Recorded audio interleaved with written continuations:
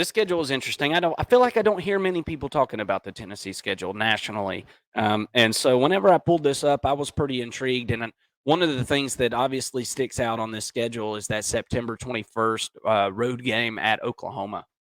And maybe that's the older college football fan in me thinking, damn, I remember this game. You remember whenever Tennessee and Oklahoma met up in the regular season a few years ago? And man, the games were just unbelievable. And I say a few years ago, Mason, that was probably 10 years ago. Mm-hmm. Uh, but it seems like yesterday. I feel like the older we get, dude, the days just fly by, the Oh years yeah. start flying by.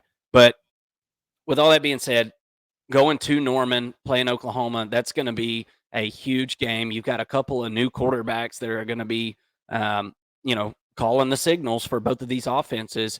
We saw Iamaleava take home the Cheez-It MVP. He's the most valuable Cheez-It, Mason. So He's the cheesiest. he is. I'm the cheesiest coach.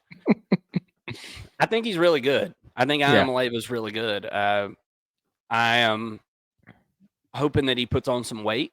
I think Yeah. that was probably a big goal for him this offseason. I'm sure I'm preaching to the choir on that. He was kind of a string bean out there, but I have to say, I was very impressed with his toughness in that game, his willingness to put his shoulder down and run, and I thought he was a lot harder to tackle than what I would have anticipated. Not obviously, I wasn't on the field trying to tackle him, but it just seemed as though he was a pretty physical guy to be so long and lanky, and I think that there's obviously things to work on, but this Tennessee offensive system that Josh Heupel runs, I think, is tailor made for a quarterback like this. I think this will be the most successful Tennessee quarterback that's come through the Josh Heupel system so far. And that's scary. You look at what they did in 2022 and what kind of program that they were. Um, and now, I'm looking at this schedule that's in front of me and I'm wondering where are the for sure losses, Yeah, because realistically, like they could win all of these games, right? Like there's not one individually that I look at and go, yeah, they definitely will not win this game. If there were one, it would be Georgia. But there's an opportunity for them if a lot of things go their way, multiple turnovers, a lot of penalties and things like that. Similar to the game against Alabama a couple years ago that they won.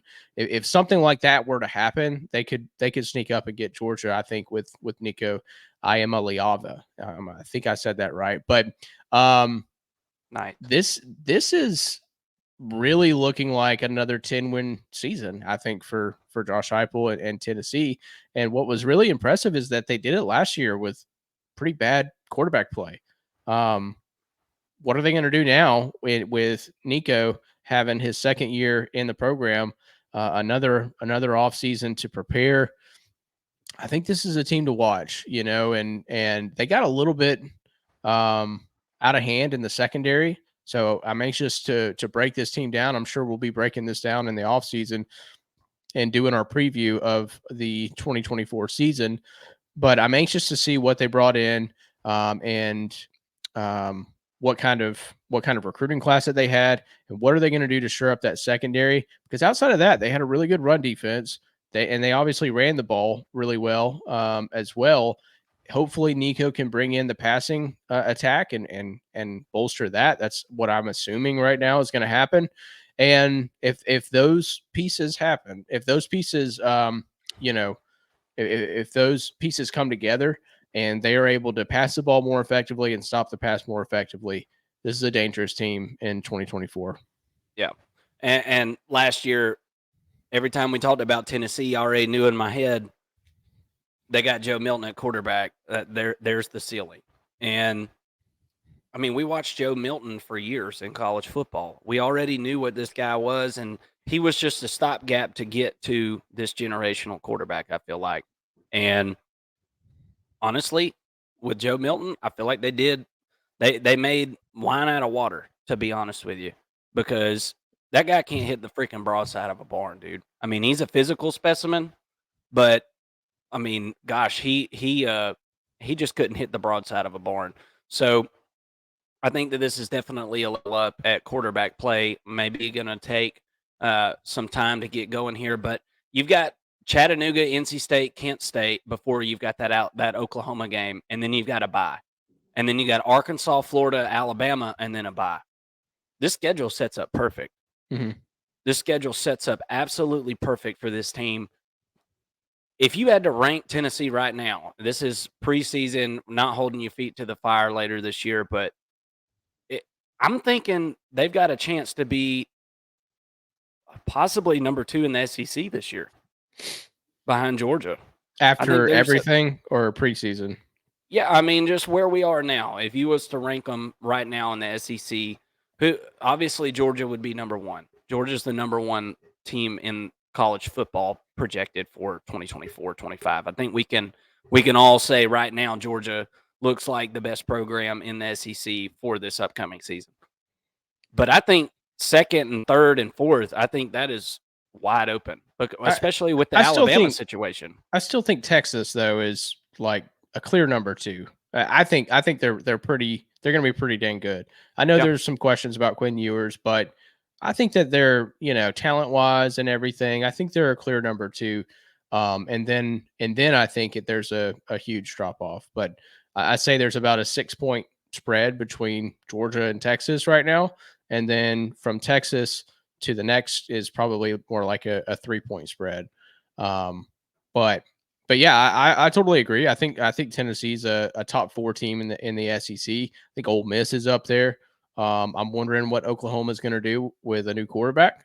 And but yeah, ultimately, we'll get to see that in week 4. So that's going to be really interesting watching Tennessee and Nico versus Oklahoma and Jackson Arnold, two quarterbacks that came in under the same recruiting class and similarly, very highly touted quarterbacks. So that's another wrinkle in that matchup, and also the fact that Josh Heupel played at Oklahoma, and there's a little bit of bad blood there. It seems like between Oklahoma and Josh Heupel.